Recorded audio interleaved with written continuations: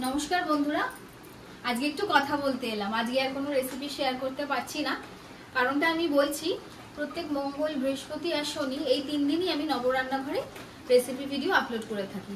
তো আমাদের এখানে গত 2 দিন 3 দিন ধরে এত বৃষ্টি হচ্ছে আর আজকে সকাল থেকে স্পেশালি মানে কাল রাত্রি থেকে স্পেশালি আরো প্রচন্ড বৃষ্টি শুরু হয়েছে, যার জেরে আমি বলতেই পারি যা বৃষ্টি হচ্ছে বন্যাকালীন পরিস্থিতির সৃষ্টি হয়েছে। এই রাস্তা ঘর আমাদের পুরো জলে ভাসছে। যেখানে আমি রান্না করি দুটো রান্নাঘর, এই রান্নাঘর ওই রান্নাঘর। আগের ভিডিওতে আমি বলেছিলাম তোমাদের যে আমার ওই পাশে রান্নাঘরে জল আছে, তাই আমি এই পাশে যেখানে হোম ডেলিভারির রান্নাগুলো করি যে রান্নাঘরে সেখান থেকে ভিডিও করছি।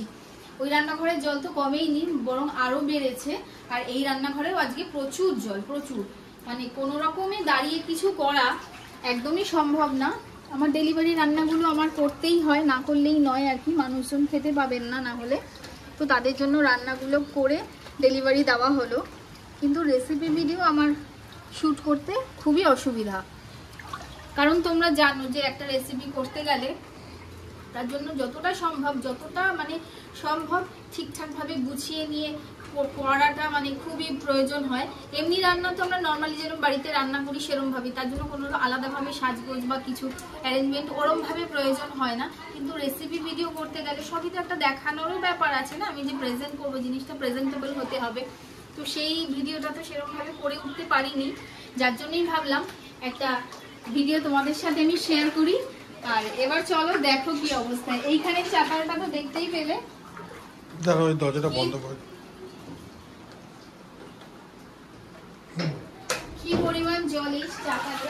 এইটা দেখো আমাদের ঘর, এই সবই তোমরা নবরান্নাঘর ছাড়া আমি আজকে দেখাচ্ছি আমার এক্সপ্লোর উইথ নব যে চ্যানেলটা আছে ওখানে তো দেখতেই পাবে, বলেছিলাম তোমাদের আগের রেসিপি ভিডিওতে।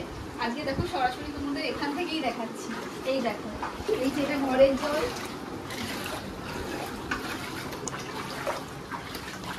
জলের মধ্যে সুইচে হাত দিও না। হ্যাঁ ঠিক আছে।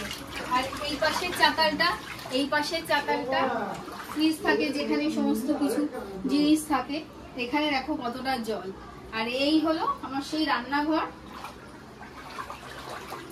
এই হলো সেই রান্নাঘর যেখান থেকে আমি রেসিপি ভিডিও করি। তোমরা দেখো এই জায়গাটা, তো এই জায়গাটা তো এই অবস্থা। তো যার জন্য আমি তোমাদের কাছে সত্যি ক্ষমা প্রার্থী যে আমি আজকে তোমাদের জন্য কোনো রেসিপি ভিডিও দিতে পারলাম না। আশা করি তোমরা বুঝবে, আর খুব তাড়াতাড়ি আশা করবো যে এই জায়গায় এই পরিস্থিতি থেকে আমরা কাটিয়ে উঠতে পারবো। তারপর আমি নেক্সট দিন অবশ্যই তোমাদের জন্য রেসিপি ভিডিও আপলোড করার চেষ্টা করবো। তো সবাই ভালো থাকবে।